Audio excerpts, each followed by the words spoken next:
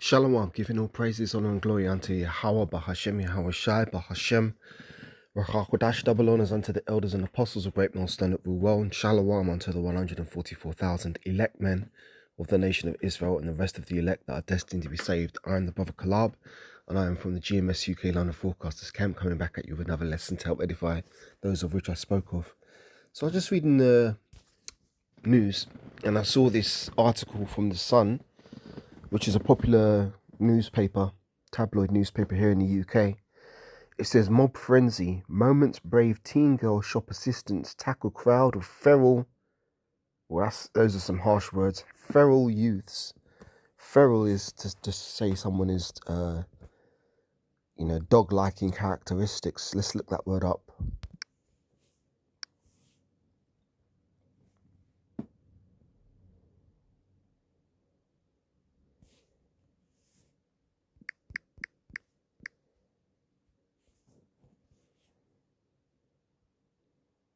There we go. So, feral, adjective, especially of an animal in a wild state, especially after escape from captivity or domestication, as in a feral cat. Yeah, they're fighting for the survival type thing.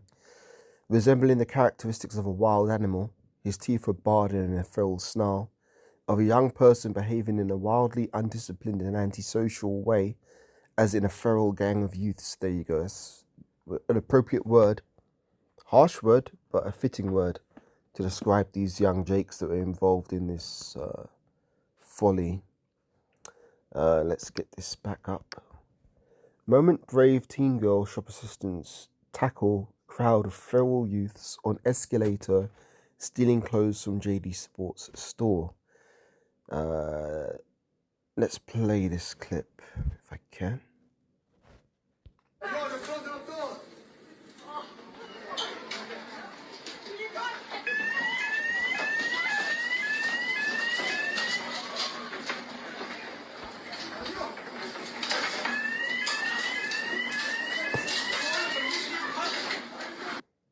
Well, there you go. So basically, and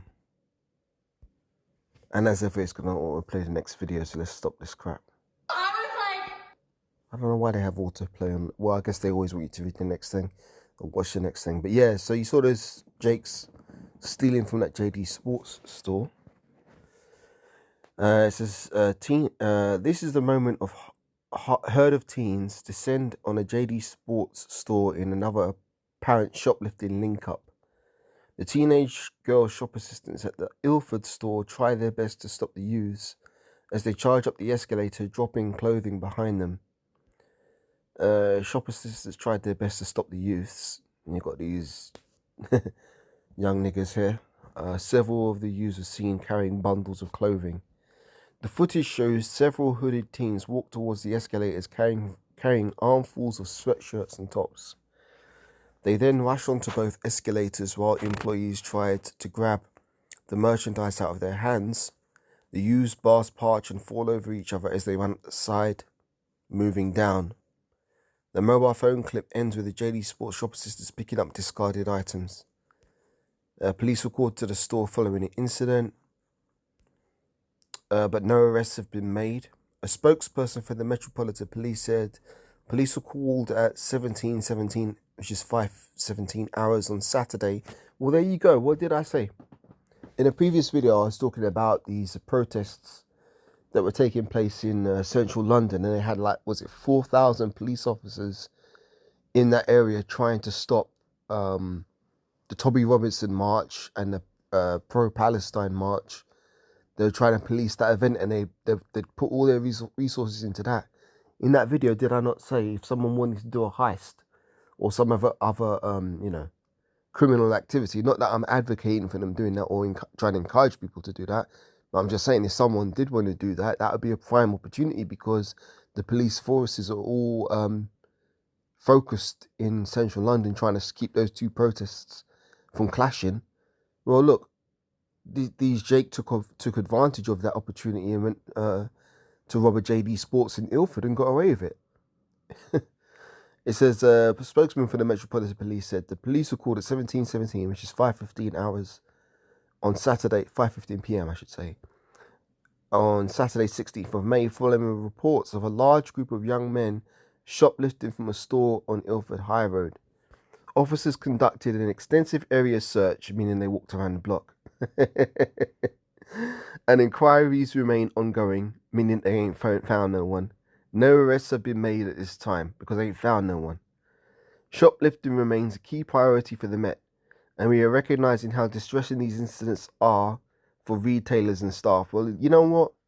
I'm going to say this as well. Part of the problem is on these retailers as well, because a lot of these retailers is they're hiring as few staff as possible, so they don't really have very many staff, and the security that they have oftentimes is minimal. Maybe you've got one guard who will give you screw face as you walk in and will follow you around the shop. But then if he's following you around the shop, who else is on the front door guarding the entrance? So these companies are often to blame. I'll give a brief testimony. There was a company I used to work for some years ago, and not going to put my business out there, but it was in central London, one of the busiest shopping streets in Europe, whatever you want to call it, right? And they used to employ so few staff that they didn't want to have anybody standing on the till. They wanted you to be on the floor, you know, tidying up the shop floor and doing all other kind of bullshit, and there was nobody on the till. So when someone walked in the shop, it actually looked like there was no staff in the shop because there was nobody stationed on the till point. And obviously when I used to question that, they didn't like it because their attitude was, oh, who are you to question us? You don't know what you're talking about. Just shut up and do your job. But it just looked all kind of silly, because when you walk into a shop, the first thing you're looking is there anybody working here? If it looks like there's nobody working here, it just encourages people to attempt to steal. But they didn't want to employ enough staff to have somebody always on the till point and somebody always on the floor. They wanted you walking around the floor doing all kind of other bullshit menial tasks like dusting and tidying up, rather than standing on till point watching what's going on in the shop. Anyway, that's just an example of how these employers, they try to employ as few people as possible, so that the people that they do have, they're spread too thin. I mean, the people are spread too thin. This is when accidents and mistakes and all kind of shit goes wrong. But at the end of the day, Esau's not wise like that. You know, these Edomites, they're in positions of authority and they act like they're the smartest people on the planet, when really they're the stupidest people on the planet. They're the basest of men. So when it comes to you know, successfully managing things and stuff like that, Esau ain't the people, man. If Esau was good at managing things and successful at running things, the earth wouldn't be in such the decrepit state that it is right now. Even the scriptures say that. Hang on, let me get it.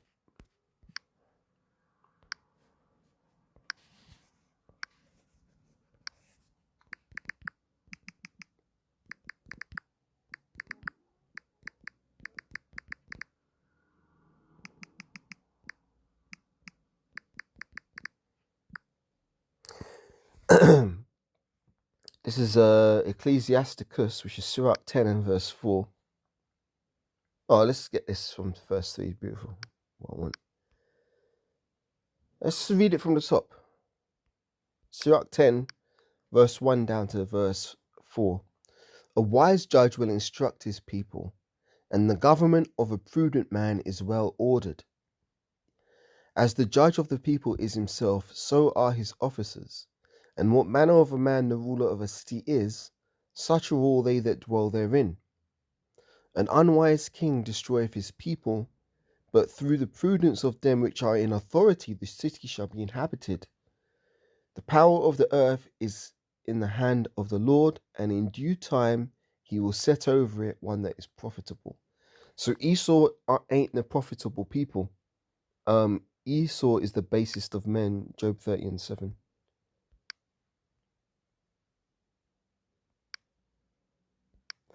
This is Job 30 and 7. Among the bushes they braid together, among the bushes they brayed, under the nettles they were gathered together. They were children of fools, yea, children of base men, and they were viler than the earth. That's talking about these Edomites. They're stupid people, and they've been given authority over the earth. Anyway, let's finish reading this. It says,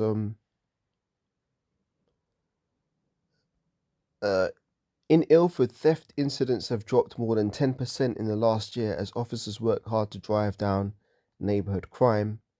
Teen link-ups. Is that what they're calling it? Teen link-ups refer to a new trend where youngsters meet en masse across the country to flood high street stores. The gatherings, planned on social media, often involve shoplifting, and sometimes youths are armed with knives and fireworks. Earlier this year, terrified families and commuters had to be barricaded inside shops and pubs as police fought to stop a group as they swarmed Clapham High Street. So these Jakes are linking up in mobs to rob stores now. Okay. Ringleaders on social media sites, including Snapchat, had used the hashtag Clapham Courts link up to coax several hundred teens to the Clapham area. 6 teenage girls were arrested last month after 2 separate link ups, which saw 4 police officers assaulted. Similar chaotic scenes were seen in Birmingham and Greater Manchester. Police were forced to slap a 48-hour dispersal order on Rochdale town. Videos posted on social media in the aftermath of the incident saw teens boasting that they had attended the chaotic scenes in both London and Birmingham. Officers blasted social media firms and said they must play their part in preventing antisocial events. So again, this is going to lead into more calls for this digital ID, where your digital ID will be used to track your social media activity, which again is all going to tie into the MOTB as well. So these type of events, they're only leading towards the implementation of that chip. You know, when this chip comes down, all you fucking pardon me for saying, all you young niggas are going to be first in line to take that shit, man. As the summer holiday grows closer, many fear that antisocial behavior will only increase. Sadiq Khan previously said that the scenes were utterly unacceptable. He added, not only did they spread fear in the local community, but assaulting and intimidating hard-working retail staff and police officers are serious offences. The culprits will face the full force of the law.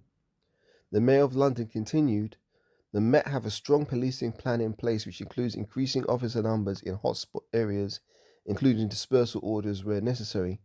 They will be taking a zero-tolerance approach to any form of criminality. Right, so the interesting thing about this is that, you know, first and foremost, Jake shouldn't be engaged in this activity. I know Jake's hard up.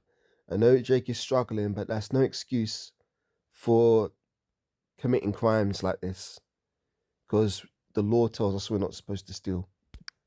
It's Exodus 20.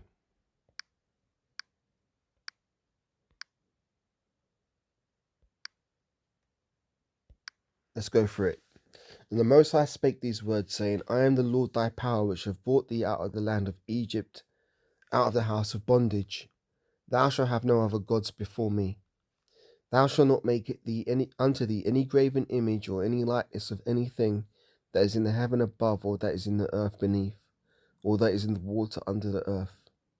Thou shalt not bow thyself to them, nor serve them, for I, the Lord thy power, am a jealous power, visiting the iniquity of the fathers upon the children unto the 3rd and 4th generation of them that hate me, and showing mercy unto the thousands of them which love me and keep my commandments. Thou shalt not take the name of the Lord thy power in vain, for the Lord will not hold him guiltless that taketh his name in vain. Remember the Sabbath day to keep it holy. 6 days shalt thou labor. There you go. So the law tells you that you're supposed to labor.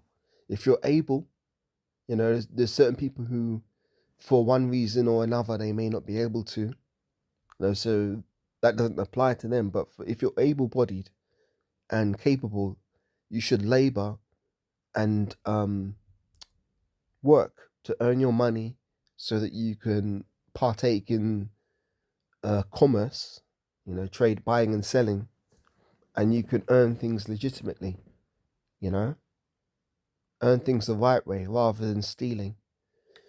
So it's a 6 days shall thou labor and do all thy work. And even in that, Esau goes off because when you labor, you're supposed to earn what you're supposed to be paid on the day you labor. So let's say you start a job on Monday. Let's give this hypothetical example. Let's say you do get a new job and your employer says that you're supposed to start on the 1st of June. And let's say the 1st of June is a Monday. And you turn up on Monday at that first day of work. Guess what? You're supposed to be paid for that day when you've worked. So let's say you start on the 1st of June, Monday, you get paid that evening. As soon when the working day ends, your employer gives his employee his wages. Whereas in this wicked system, what Esau's got going on, let's say that situation occurred, you're supposed to start on the 1st of June, and the 1st of June is a Monday. Esau will have you wait until the 30th or the 31st of June. Forgive me, I can never remember how many days are in each month, except for February. February's got 28, 29 on a leap year, but for every other month, I always have to look it up in the calendar because it varies. Some days are 30 months, some days are 31. But let's say the end of the month, let's say 30th of June, that's when Esau will pay you for what you worked on the 1st of June. So he'll have held your wages back for a whole month, meaning that he has stolen the wages of his employees and is paying them how do you say? It's all about back pay. You're not getting paid when you should be. Your wages are held back, you know. And I'll give another testimony briefly. There was another job I was working, not the same job I was working that I spoke with before, but a different one. I was working for a company, a very well-known company, a very well-respected company in the field that it was known for. And you know what they used to do? They'd always give you contracts out of date because they always wanted to have the ability to let go of staff as soon as possible. Now, back in the day, before they started introducing 0-hour contracts, not just this company, but a lot of companies, they started introducing 0-hour contracts. But before all of that madness started, right? What they do is they say, okay, you go to the job interview, you do your application, you do your interview, whatever. They say, oh yeah, okay, we'd like you to do the job. Can you start on Monday? You start on Monday, and you're thinking that usually when you start a job, if it's legit, you sign your contract, and your contract says the terms of your employment, meaning that if you want to leave your job, you have to give, maybe, was it 2 weeks notice before you leave, and what your hours are and stuff like that. Well, you'd think you get a contract, but they'd be shifty about it. They'd be crafty about it. They wouldn't give you no contract to sign. So you're there working, and there's no sort of stability in letting you know that, oh, you know what, your job is secure. You're there thinking, well, am I even supposed to be turning up tomorrow? And you literally just have to turn up tomorrow on faith, and everybody in the office was doing that. Well, yeah, turn up tomorrow. You just keep turning up, and at the end of the month, they give you a pay slip, right? And you look at your pay slip, and you've been paid for that month that you've worked, which is, as I said, off. But that's how it works in Esau's economy, right? And then you turn up the next week, you keep working, right? Then all of a sudden, one day, someone comes up to you and says, oh, could you sign this? And they've got a contract for you. Now, let's say you've been working in the month of June again. Oh, here's your contract. And you look at the contract and it's dated from like 1st of February to 1st of March. So that month's already been and gone. And then they're bringing you the contract to sign, and it's an old contract. It's not the contract for the time that you're actually working in now, which should have been, say, the month of June. It's some backdated bullshit. But that's what they used to do frequently, because they always wanted to have the ability to be able to terminate you ASAP, meaning that they could just say, okay, thanks for your work, please don't come in tomorrow. And you've got no contract or security to be able to say, well, hang on a minute, you need to give me such and such notice. You can't just stop me from working here. But they could just pull the plug on your ass at any minute. And what that did is that created an environment of also fear, because people were afraid of, oh, I might get fired. So it's a very psychological and very underhanded and not a very pleasant place to work. And also, I know I could tell more stories about it, but I don't need to tell my life story. But the point of the matter is that if you're able to work, you should work. And when you work, you're supposed to get paid on the day that you do work. And then you can go and you can buy your items legitimately so that you don't have to steal, because Jake shouldn't be doing this. Now, I know Jake are hard up. Jake are coming from rough ways. I understand that. Um, I came up hard too, through rough ways, very poor financially. But that shouldn't break you as a person. That shouldn't break your integrity. In fact, that should make your integrity. I'll say this, and I'm just speaking of myself. I'm not. This isn't trying to. This isn't aimed at anybody. I'm just literally just speaking of my own experience, right? When I was growing up as a child, we were very hard up financially. We had almost nothing, and it was a struggle. And during that struggle, even though we had hardly nothing, eventually my mum did manage to save up and buy a little television, some little 14-incher. But back in the day, you didn't have these big ass flat screen TVs that are like 42-inch and all this kind of shit. If you had a 21-inch TV back in the day, that was considered like huge. But yeah, little 14-inch TV my mum bought, and we were very poor. And even though we were very poor, that didn't stop us from being a target from criminals, because they broke into my house and stole that TV. So I didn't, like, as a child, you watch your little children's TV shows, your cartoons or whatever. A lot of times I couldn't do that because we didn't have a TV, because they broke it and stole it. So eventually, mum got herself together, bought a new TV, and we continued to live our lives. Guess what? House got broken into again, TV got stolen again. So again, as a child, couldn't watch, your little children's TV, cartoons, whatever. So as a result of that, having the house broken into and having our stuff stolen when we were very poor anyway, that made me reflect, and I thought to myself, you know what, man? I know what it's like to be poor and not have anything. Why would I go out and steal from someone else to inflict that punishment on them? Because I know what it's like to not have anything. I know what it's like to live in fear of someone breaking in and taking your shit. So why would I then go out and inflict that same pain and fear and suffering on someone else? So those experiences in early childhood taught me that, you know what? Even though I might be struggling, there's no need for me to steal from someone else. And that's a life lesson worth learning. And unfortunately, it seems that a lot of Jake don't take that life lesson or haven't learnt that life lesson, because they've grown up now and they'll use the excuse that, oh, well, yeah, what is it they say? I got to do what I got to do to survive. If I can't get it, I'm gonna take I'm gonna take what I can get. That kind of thug criminal mentality. That's the checkmate from Esau. Esau wants to play you into that position, because then Esau can then slander you as a people as a whole and say, look at these niggas. They're all criminals. None of them want to work. All they want to do is act like thugs and act feral, as they used that word in this article. That just gives Esau more opportunities to slander. And that's exactly what Esau wants, because Esau's the one who creates this economic disparity, this situation where Jake has got very little, whereas the other nations, they're doing well and they've got jobs and they've got their families in order. We're under the curses of Deuteronomy 28. But just because we're under the curses of Deuteronomy 28 doesn't mean that we have to act them out. See, this is the thing. When you come to understand the scriptures, that should make you reflect on your action and reflect on your conduct and be like, you know what? I'm not going to fall into that. I'm not going to play into that setup, because that's what it is. It's a setup.